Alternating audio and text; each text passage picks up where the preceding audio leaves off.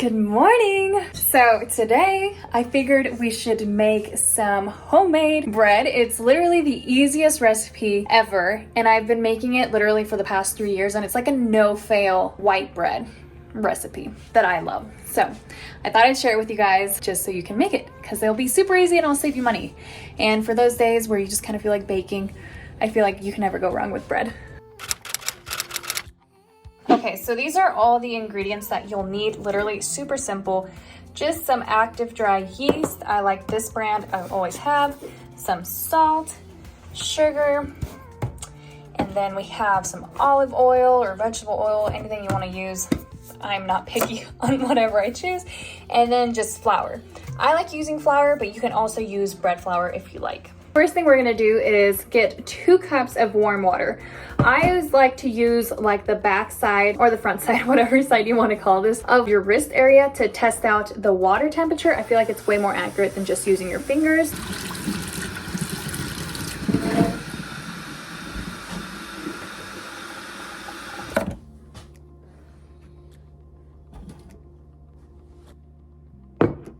So once you have measured out your water and it's nice and warm, just pour it into whatever bowl you're going to be using. Then I do about 1.5 tablespoons of active dry yeast. Straight. And then I just like to give it a stir. Just use a knife. Mix it, and then we're just going to let it proof.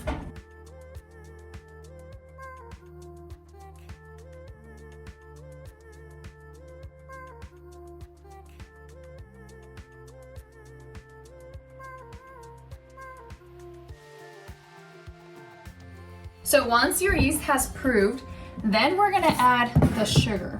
Now, for me personally, I like to add about 9 to 10 tablespoons. It just literally depends on your sweet tooth, I guess. And then we're gonna add our oil, which you only want 1/4 cup.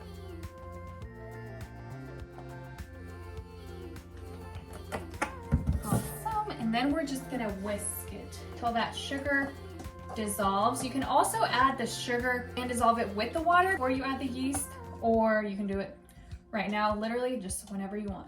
So once that all has dissolved, we're gonna go with our flour, which you can use bread or regular flour. So, of course, it would happen. The one thing I forgot to incorporate was the salt. You wanna add the salt when you add your oil. So just do a pinch or 2 of salt, and then you should be good. Add more salt if you're a more salty person. What you want to do, you'll scoop in your cup, and then just with a knife, you want to scrape it off. You don't want to pat it in there, nothing. Just scrape it off, and then goes 1 cup. I like to add 3 first, and then mix it together. And then honestly, just with my hand, kind of do a little swirl around. Once it's combined and you get this type of texture, this is where you're gonna start adding more flour. So then with our hand, okay,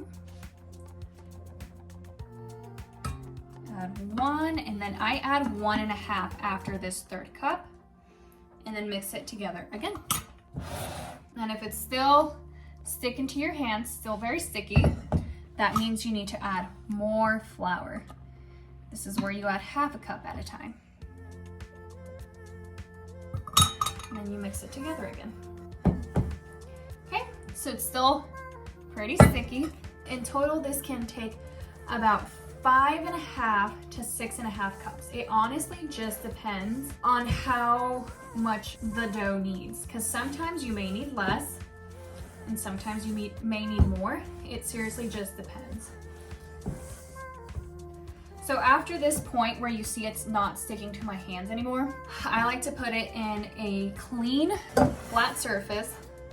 I will just get a little more flour, sprinkle it around, and take the dough out. You can definitely knead it if you have in a KitchenAid if you want to.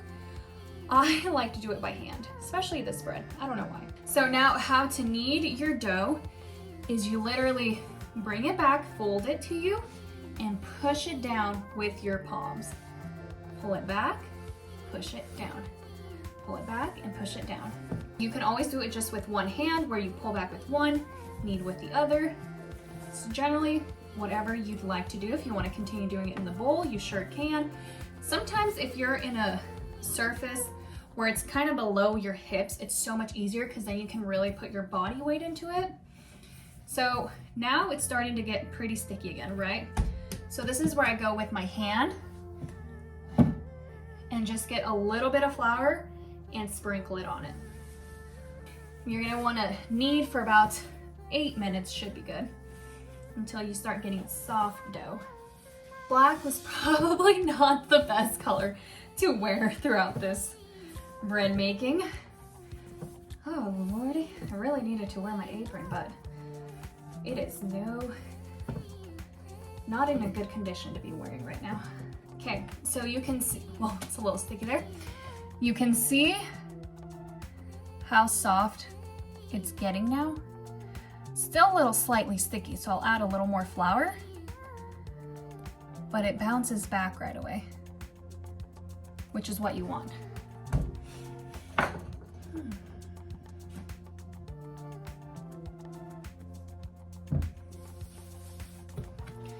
Rub it around the dough.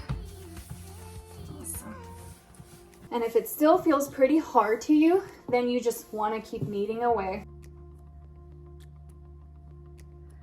So now it's nice and soft.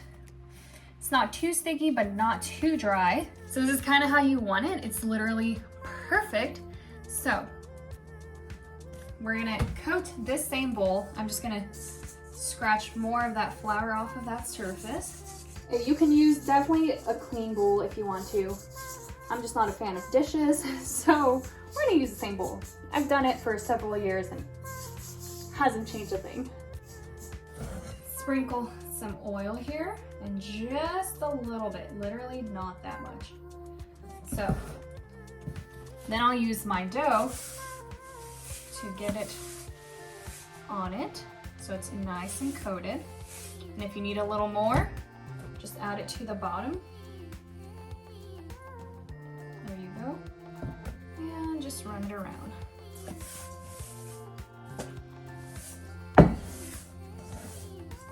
Okay. So now after it's coated in oil, you just wanna either wrap it in plastic. I like to use these knitted towels that Trevor's great grandmother made back in the day. Now we gotta let it rise until it doubles in size, or about an hour to an hour and a half. Put it in a warm place, either like inside of your oven or in a sunny area, or literally just on top of your stove. What I like to do before I always start is I warm up the kitchen. Even though I'm probably gonna be sweating, I just turn on the burner, let it warm up in here, and then I'll just set it right beside it, and then it'll rise. So that's what I'm gonna do. And now, obviously, for the fun parts, the cleaning. This lovely flour here has been sitting out here for like literally a week, but I need to can it. I just haven't had the time, so. Once your dough looks like this, nice and poofy there, you're just gonna punch it straight in the middle, let it deflate there for a minute. So then, we're just gonna put that on the side for now. Get our 2 little pans, because this does make 2 loaves of bread. And then we are just gonna make sure we spray this with a non-stick cooking spray pretty good.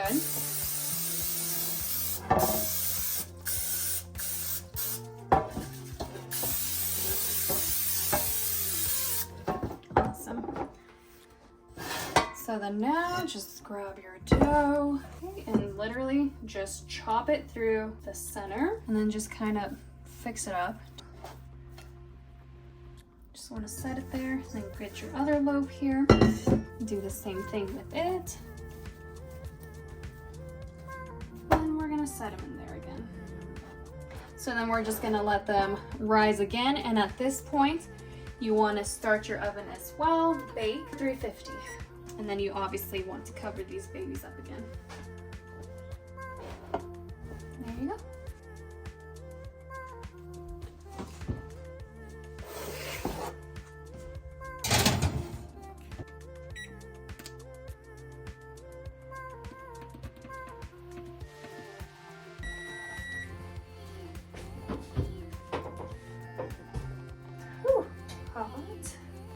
this. Okay. Nice. It's gonna look just like that, so perfect. Then, immediately after I take them out of the oven, I just get some regular butter and then get this like little brush and brush it on the top. Doesn't matter how much butter you add, I like to add a lot of it. And then we're just gonna let them sit there for a little bit just so they can cool down just a tad. Okay, I just got home. I had the strongest pregnancy craving of my life, which was French fries. So I had to go for a little bit, but I think the bread should be good now. So I'm just gonna get a sheet pan. Still a little toasty. There you go. I always like to wait until they are cool to slice them. But besides that, let's try one out to see how it will be.